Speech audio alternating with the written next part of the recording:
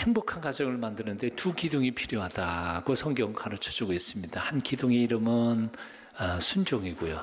또 한 기둥의 이름은 사랑이라고 말합니다. 먼저 순종에 대한 이야기를 해볼게요. 에베소 5장 22절 23절 현대인의 성경으로 같이 읽어봅니다. 같이 읽어요. 시작. 아내들은 주님께 순종하듯 남편에게 순종하십시오. 이것은 그리스도께서 교회의 머리가 되시는 것처럼 남편은 아내의 머리가 되기 때문입니다. 그리고 그리스도는 자기 몸인 교회의 구주가 되십니다. 첫 번째 오늘 본문에는 아내들은 남편에게 순종하십시오. 왜냐하면 그 이유는 남편이 아내의 머리가 되는 것이 마치 그리스도가 교회의 머리가 되신 것 같기 때문입니다 라고 가르쳐 줍니다. 자, 이 머리됨에 대한 이야기는 조금 이따가 하고요. 순종에 대한 얘기 한 군데 더 읽어봅니다. 에베소 6장 1절 같이 읽습니다. 시작. 자녀들은 부모에게 순종하십시오. 이것이 주님을 믿는 사람으로서 옳은 일입니다. 자, 처음에는 뭐라 그랬어요? 아내들은 남편에게 순종하십시오. 두 번째는 뭐라 그랬어요? 자녀들은 부모님께 순종하십시오. 자, 그 이유가 뭐냐? 남편은 아내의 머리가 되고 부모님은 자녀에게 머리가 되기 때문에 그렇다. 이게 성경의 가르침이에요. 머리가 된다는 말이 뭘까? 그럼 여자는 열등하다는 말이냐? 남자가 우월한 거냐? 아니요. 그런 개념은 아닙니다. 성경에서 말하고 있는 권위자 혹은 권위로 세우셨다는 말은 사실은 그 권위란 말, authority, 권위, 머리됨이란 말은 쉽게 설명하면 이렇게 말할 수 있습니다. 오늘 비가 많이 오잖아요. 비의 우산과 같은 것이 authority, 권위라는 겁니다. 우리는 권위에 대하여 부정적인 생각을 너무 많이 해요. 권위주의에 사로잡힌 사람들이 엉뚱한 짓거리 많이 하잖아요. 좀 조그만 힘만 가지고도 갑질하는 게 오늘의 현상이니까요. 그런 권위를 얘기하는 건 아니거든요. 또 힘이나 파워, 권세 그런 말하고는 다른 얘기입니다. 성경에서 말하는 권위라고 하는 것은 의무와 책임이 더 강조되는 단어입니다. 예를 든다면 이런 거죠. 남편을 아내의 권위자로 세웠다라는 말은 아내를 보호하고 지켜줄 의무와 책임이 있다는 얘기입니다. 남자가 아무래도 여자보다는 좀 강하겠죠? 안 그래요? 예. 허기는 그래요. 요즘 아내한테 두들겨 맞은 남편들의 신고가 가끔 심심치 않게 나온다 그러니까 글쎄요. 헬스를 했는지 태권도를 했는지 모르지만요. 그래도 일반적으로는 어때요? 남자들이 여자들보다는 조금 힘이 셉니다. 그리고 사회에서도 여자보다는 조금은 큰 소리도 좀 크고 그럽니다. 그래서 하나님은 남자들에게 넓은 어깨를 주시고 힘을 주시고 리더십을 주신 이유가 아내를 보호하라고 주신 것이라는 거예요. 연약한 아내 주고받고 갑질하고 폭력하고 그런 게 아니고요. 그런 뜻에서 아내는 남편의 권위에 대해서 순종해라. 그러면 보호를 받는다. 그런 뜻입니다. 부모님도 마찬가지입니다. 자녀들은 부모에게 순종해야 합니다. 왜요? 부모님의 보호를 받을 수 있기 때문에 그렇습니다. 자, 이런 얘기입니다. 하나님 앞에 하나님 되심에 대하여 순종하는 사람은 하나님의 보호를 받게 될 것입니다. 진리죠? 예, 남편의 권위에 순종하는 아내는 남편의 보호를 받게 될 것입니다. 당연한 거고요. 부모의 권위에 순종하는 자녀들은 부모의 보호를 받게 될 것입니다. 당연한 거죠. 그러나 가끔은 이제 청소년 시절에 10대에 반항심으로 가끔은 이럴 수 있어요. 왜 나도 아빠에게 꼭 순종해야 돼? 아빠 말이 항상 옳은 건 아니잖아요. 엄마 말이 항상 옳은 것도 아니에요. 남편이 항상 옳은 것도 아니에요. 틀릴 때도 많이 있어요. 근데도 왜 순종해야 하느냐? 이유는 바로 그런 거예요. 우산을 쓰고 있는 우산 아래에 있을 때에는 보호를 받지만 나 부모의 간섭이 싫어. 그리고 그 우산으로 밖으로 넘어가면 온 세상에 그 험악한 환경과 도전과 어려움 속에 노출돼 버리는 거죠. 그러니까 그것을 몽땅 다 자기 힘으로 버텨가야 된다는 거예요. 아직도 사회의 경험도 없고 지적인 것도 그렇고 돈도 그렇고 모자라는 젊은 10대가 부모의 보호 없이 이 험악한 세상에서 살아남는다는 건 거의 불가능한 얘기 아니에요. 그러니까 바로 그런 뜻에서 순종하라는 말입니다. 바로 이런 얘기입니다. 하나님께 순종하는 사람들은 하나님의 보호를 받을 것입니다. 남편에게 순종하는 아내는 남편의 보호를 받게 될 것입니다. 부모에게 순종하는 자녀는 부모의 보호를 받게 될 것입니다. 이것이 성경적 메시지이고요. 하나님이 에덴 동산에서 가정을 창조하실 때의 가정 창조의 원리가 바로 그런 것이었던 거죠. 성경은 계속해서 말해요. 하나님께 순종하는 사람은 이 땅에서 안연하게 살 것입니다. 부모님께 순종하는 자녀들은 이 땅에서 잘 되고 장수할 것입니다. 남편의 권위를 인정하고 순종하는 아내는 가정에서 행복하게 살 것입니다. 아멘 좀 해도 되는데 대답을 안 해서 지금 졸고 있는 거죠. 존 라스킨이라고 하는 사람이 자기 어렸을 때의 경험을 이렇게 고백의 글로 썼어요. 제가 읽으면서 참 재미있게 생각했는데요. 내가 아주 어렸을 때 난로 위에 벌겋게 달아오는 노주전자를 꼭 만져보고 싶었습니다. 여러분 어렸을 때 그런 적 없으세요? 예. 우리 4살짜리 손자 녀석이 자꾸 그 면도칼 있잖아요. 면도칼, 연필 깎는 면도칼을 자꾸 달라 그러는데 그냥 혼을 내주고 그러면 쨍 하고 울고 갔다가 그 다음 주에 오면 또 달래 그거. 줘야 될까? 여하튼 내가 아주 어렸을 때 난로 위에 벌겋게 달아오는 노주전자를 만져보고 싶었습니다. 몇 번 만지려는 것을 어머니가 말렸는데 그래도 나는 꼭 만지고 싶어 고집을 부렸습니다. 그때 유모가 그 주전자를 치우려고 했더니 어머니가 그러지 말라고 내버려 두라고 했습니다. 그리고는 나를 내 고집대로 하도록 내버려 두었습니다. 그래서 나는 의기양양하게 그 벌겋게 달아온 주전자를 만졌고 그 고집 때문에 나는 내 인생에서 가장 쓰라린 고통을 그날 경험해야 했습니다. 그 일을 통해 나는 순종이 얼마나 중요한 일인지를 배웠습니다.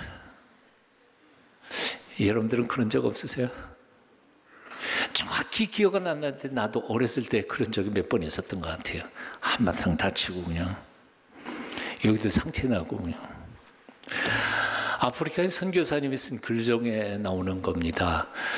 선교사님 집들에서 놀던 그 아들이 하나 있었는데 나뭇가지 하나를 막 돌면서 놀고 있는데 선교사님 보니까 그 저쪽은 밀림 쪽 큰 나무 가지를 타고 아주 독을 품고 있는 독사가 그 아이를 노리고 나무에 이렇게 타고 내려오는 게 보였습니다. 얼마나 기겁을 했는지 아빠가 큰 소리 치면 또 뭐 뱀이 달려들까 봐 작은 소리로 이렇게 말한 거예요. 얘야, 아빠 말 잘 들어. 머리를 흔들지도 말고 내 나뭇가지 흔들지도 말고 아빠가 뛰어 그러면 뛰는 거다. 알았지? 뛰어. 그러니까 얘가 평소에 아빠 말을 잘 듣던 아이라 뛰어 그 순간 뭐 영문도 모르고 그냥 뛰어서 아빠한테 와서 안기는 겁니다. 뱀이 목표를 노리고 내려오다가 목표가 사라져버리니까 그냥 숲속으로 사라져버린 겁니다. 만일 그 아들이 아빠의 말을 즉가닥 평소처럼 순종하지 않았더라면, 만일 요즘에 말 안 듣는 애들 많잖아요. 걔네들처럼 아빠 왜 그래, 난 여기가 재밌어, 난 여기서 놀래, 그러고 흔들더라면 큰일 날 뻔했잖아요. 다시 말하면 순종은 단순히 우리의 위험을 모면할 수 있는 보호하는 기능만 가진 게 아니라 사실은 순종하는 사람이 목숨을 건지는 거예요. 순종할 줄 아는 사람이 영생을 얻는 거예요. 하나님 앞에 순종을 배워야 돼요. 기독교 신앙은 순종의 신앙이에요. 기독교란 순종을 가르치고 배우는 것이에요. 그래서 성경에도 하나님께 순종하는 법을 얼마나 많이 가르치는지 몰라요. 부모님께 순종해야 된다는 것을 가르쳐요. 예수님께서 히브리서에 보면 예수님께서는 하나님이신데, 사람 되어 이 땅에 오신 하나님이신데에도 예수님조차도 순종함을 배워 온전함이 이루었다고 히브리서는 말해요. 심지어 창세기 20장에 보면 아브라함은 하나님이 100살에 준 아들 이삭을 번제물로 바치라 하는 명령 앞에도 주저치 않고 순종하고 있는 행위를 읽어볼 수 있어요. 순종이에요. 안드루 머레이라고 하는 사람은 이렇게 표현했어요. 우리는 예수님을 믿는 것과 동시에 순종의 학교에 입학을 하는 것이다. 순종할 줄 모르는 크리스찬은 크리스찬이 아니에요. 대한민국 군인 중에 상관의 명령에 순종하지 않으면 옳은 군인이 될 수 없는 것처럼 하나님의 말씀과 하나님이 정하신 권위 앞에 순종할 줄 모르는 사람들은 결코 하나님의 신실한 일꾼이 될 수 없다는 것이요. 순종을 배워야 합니다. 예수님께서 아버지의 말씀에 순종하느라고 당신이 원치 않는 그 십자가의 길, 그 고난의 쓴 잔을 끝까지 마신 것을 우리가 정말 믿는다면, 그리고 우리가 그분의 제자라고 한다면 우리는 순종을 배워가야 할 줄로 봅니다. 여러분, 결혼한 사람들 남편에게 순종하세요? 예? 요즘엔 남편 이름도 그냥 막 불러. 그렇죠? 신혼부부들 요즘에는 나이가 부인이 더 많은 사람도 제법 있더라고요. 그렇다고 그냥 함부로 그러면 안 돼요. 신고해요. 신고 저한테 신고해요. 하나님이 세워주신 권위에 순종하는 모습을 보여주십시오.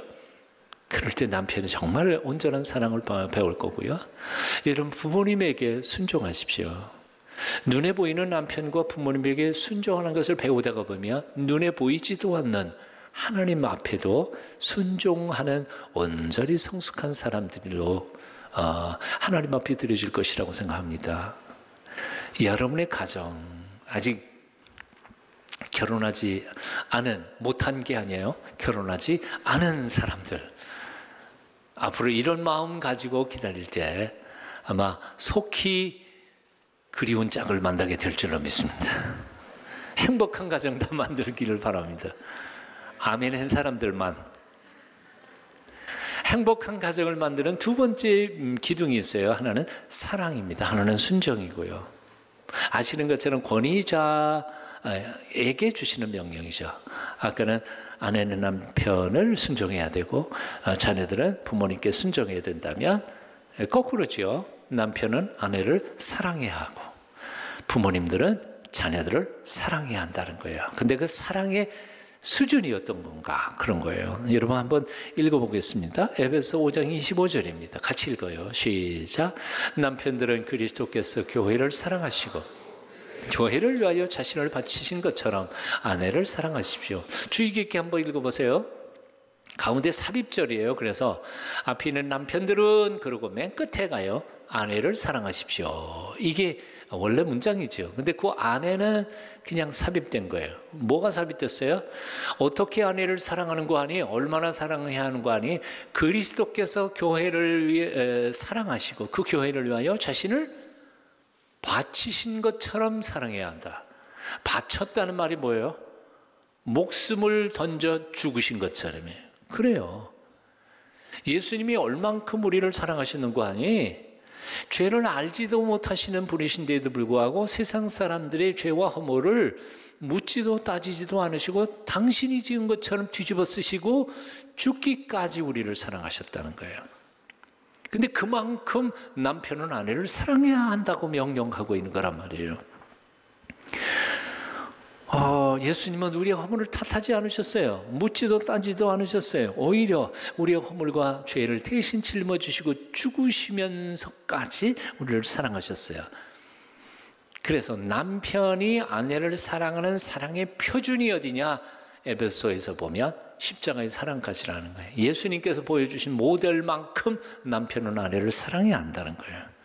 그러니까 사실 아내가 남편에게 순종하는 것보다 남편이 아내를 그렇게 죽도록, 예수님이 죽으신 것만큼 그 여인을 위해서 죽도록 사랑하는 것이 훨씬 더 어려운 일이죠. 예? 헬라어 원전에 보면 에베소 5장에 나오는 남편이 아내를 사랑해야 하는 사랑하라 라는 명령에는 헬라어 사랑이라는 말이 여러 가지 단어로 쓰였는데 에로스, 남녀 간의 사랑을 에로스라고 하고, 하나님이 우리 인간을 사랑하신, 예수 그리스도께서 우리를 사랑하신 무조건적 사랑을 아가페라고 하는데, 에베소 5장에 남편이 아내를 사랑하는 용어에는 에로스라고 하지 않고 아가페라고 썼어요. 이 놀라운 거 아니에요? 즉 다시 말하면 한 남자가 한 여인을 만나서 남편이 되는 순간부터 에로스, 한 남자의 한 여자에 대한 사랑으로서는 결혼 생활이 어렵다는 거예요. 부족해요. 한 여인의 남편이 되는 순간부터 그의 사랑은 성숙해야 돼. 얼만큼 성숙해야 하는 거 아니? 예수님께서 우리에게 보여주신 아가페의 사랑만큼 성숙해야 된다는 거예요. 야, 이게 얼마나 어려운 일이에요. 자, 그래서 남편이 아내를 사랑하는 사랑은 본성적, 본능적 사랑이 아니라 의지적인 사랑이에요. 이제부터 자기 본능대로 사랑하는 게 아니라 의지적으로 조건 없이 그냥 용서하고 사랑하려고 했어야 돼요. 이것은 바로 감성적 사랑이 아니에요. 이것은 신앙적으로 사랑해야 하는 거예요. 예수 그리스도께서 보여주신 것만큼 우리가 조건 없이 사랑해야 하는 거예요. 제가 이렇게 설교하면서 지금 나한테도 설교하고 있는 거예요. 오해하지 마세요. 나도 회개하면서 조건적 사랑이 아니라 무조건적 사랑하라는 거예요. 한 여자의 남편이 된다는 것은 남편이 되는 순간 그 여자를 판단할 자격을 상실해버려요. 왜요? 이제부터 이 순간부터는 그 여자가 잘못하는 게 다 누가 잘못하는 거예요? 내가 잘못하는 거예요. 네? 그게 권위자의 책임이에요. 세상에 어떤 직장의 사람들 보면요, 어떤 과장님 보면 아랫사람이 잘한 거는 지가 잘한 것처럼 다 위에 갖고 확 하고, 아랫사람이 지가 못한 거는 아랫사람한테 다 책임져 놓고, 이 못된 거예요. 예? 남편은 아내의 잘못을 자기 잘못으로 알고 자신의 실수는 아내에게 넘기지 않는, 그게 진정한 리더십인 거죠. 안 그래요? 그런 남편, 그런 신랑감 있으면 당장이라도 시집가겠지, 그제? 대답. 그런 사람이 돼봐. 누구든지 시집 오겠다고 안 그러겠냔 말이에요. 그런데 성경에서 가르쳐주고 있는 리더십은 바로 이런 거예요. 이게 바로 사랑하라는 말입니다. 그런데 두 번째 가르치는 말씀도 역시 마찬가지예요. 에베소 6장 4절 같이 읽어보실까요? 함께 읽어요. 시작. 부모들은 자녀의 감정을 건드려 화나게 하지 말고 주님의 훈계와 가르침으로 잘 기르십시오. 뭐라고? 부모가 자식을 어떻게 해요? 감정 건드리지 말라고. 부모가 자식을 화나게 만들면 안 된다, 이게야. 웃기는 거는 산부 예배 때에, 영아부 유치부 때에는 걔는 뭔지도 몰라. 그래서 이걸 읽었는데도 지들끼리 떠드느라고 정신없어. 그런데 어린이부하고 청소년부에서 이 본문을 읽으면서 너무 좋아하는 거야. 예. 애들이 맞아, 우리 아빠 엄마는 나를 화나게 하고 감정을 건드려. 부모가 자식을 사랑한다는 건 뭘까요? 그의 인격을 존중하는 거예요. 네? 너 내 새끼니까, 내가 낳았으니까 넌 내 말대로 해야 돼. 그런 거 아니거든요. 성경에서 가르쳐주는 것은 내 심정으로 내가 꽉 쥐어박고 가르치는 게 아니라 주님의 말씀과 교양으로 그들을 잘 기르는 거예요. 감정 상하게 해서는 안 된다, 그 말이에요. 그 예언자라고 하는 거기에 책에 보면 그런 얘기가 나오죠. 예? 내 자식은 내가 너로 말미암아 이 세상에 왔지만 내 것이 아니다. 내 것이 아니다. 너로 말미암아 너를 통해서 이 세상에 왔지만 그 영혼이 내 건 아니야. 하나님 거지. 그러니까 내가 함부로 소유하려고 하지 마라. 옛날 우리 조상님들도 참 좋은 얘기를 하셨어요. 우리 한평생 동안 가장 어려운 손님이 누군지 아세요? 바로 자식이라는 거예요. 왜요? 자식은 잘 키워서 이제 어른이 되어 내 집을 떠나기 전까지 가장 존중하면서 사랑해야 할, 잘 대접해서 보내야 할 가장 어려운 손님이 바로 자식이라는 거예요. 근데 요즘에 젊은 부부들은 아이 낳고 말 안 듣는다고 제 마음대로 하는 것은 참 옳지는 못한 것 같아요. 자, 다시 정리를 해볼게요. 행복한 가정을 만드는 데는 두 기둥이 필요해요. 하나는 순종이고 하나는 사랑입니다. 아내는 남편에게 순종할 수 있어야 돼요. 자녀들은 부모님께 순종해야 합니다. 남편은 아내를 예수님께서 보여주셨던 것처럼 죽도록 사랑해야 합니다. 부모님은 자식들을 자신의 소유처럼 여기지 말고 주님의 말씀으로 잘 기르고 양육해야 합니다. 그럴 때 정말 행복한 가정을 이룰 수 있다는 것이죠. 이 순종과 사랑을 한 묶음으로 주신 행복한 가정에 대한 가장 중요한 성경 구절 하나만 읽어봐요. 같이 읽어봅니다. 에베소 5장 21절이에요. 같이 읽습니다. 시작. 그리스도를 두려워하는 마음으로 서로 뭐라고요? 서로 복종하라. 서로 복종하라. 이게 바로 복음이에요. 아내는 남편에게 순종해야 합니다. 그러고 가르쳤지만 오늘 이 본문 말씀 보면 남편도 아내에게 뭐라고요? 복종하라고요. 순종하라고요. 똑같은 거예요. 서로 섬기는 거예요. 자녀들이 부모님께 순종해야 합니다. 그러나 하나님의 입장에서 거꾸로 보면 심지어는 부모도 자녀에게 마음 상하지 않고 순종, 자녀의 마음을 거스르지 않고 순종할 수 있어야 된다는 거죠. 말 표현은 조금 이상하지만 여하튼 서로 복종하라고 가르쳐줍니다. 남편들이여 아내에게 순종을 강요하지 말라는 거예요. 아내들이여 남편에게 죽도록 나 사랑해달라고 주문하지 말라는 거예요. 부모들이여 우격다짐으로 자식에게 순종을 가르치려고 하지 말아요. 자녀들이여 부모에게 무조건적 희생을 강요하지 말라는 거예요. 다만 하나님을 떨며 두려워하는 마음으로 서로에게 종이 되는 심적으로 살아갈 때 행복한 가정 만들어갈 수 있다는 것입니다. 여러분 가정, 이제 꾸린 가정도 있고 이제 앞으로 여러분의 가정을 만들어갈 사람들도 있겠지만 깊이 온전히 기도하면서 정말 나는 예수 믿는 사람들 가정이 정말 행복해야 된다고 생각해요. 그래야 전도가 되잖아.